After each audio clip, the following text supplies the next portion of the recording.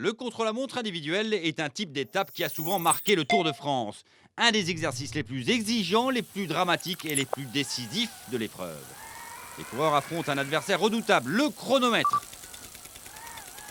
Le temps qu'ils réalisent est ensuite ajouté à leur temps au général. C'est pour une de ces raisons que le contre-la-montre individuel est qualifié comme moment de vérité, un coureur ne pouvant arrêter le temps.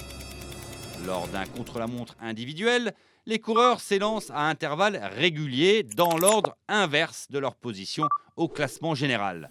Un effort solitaire contre le temps sur une distance inférieure à une étape traditionnelle. Contrairement à une étape normale où la stratégie d'équipe est essentielle, dans un contre-la-montre, un coureur ne peut profiter de l'aspiration d'un autre.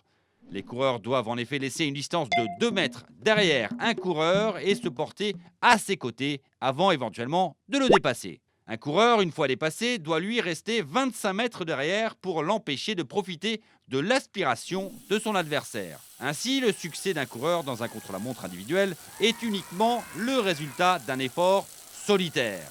Le coureur n'est cependant pas complètement seul et peut profiter du soutien de son directeur sportif dans un véhicule d'équipe qui transporte un vélo de rechange. Lui relaye également des informations via une oreillette. L'aérodynamisme joue en outre un rôle significatif dans un chrono individuel. Les coureurs s'élancent ainsi avec un casque profilé sur un vélo bien spécifique. Les concurrents ont également une position bien distincte pour être plus aérodynamiques au mépris du confort et de la stabilité. Pour être performant, un coureur doit maintenir une bonne vitesse pendant une longue période ainsi qu'un rythme cardiaque constant. Il doit également conserver un parfait rythme de pédalage.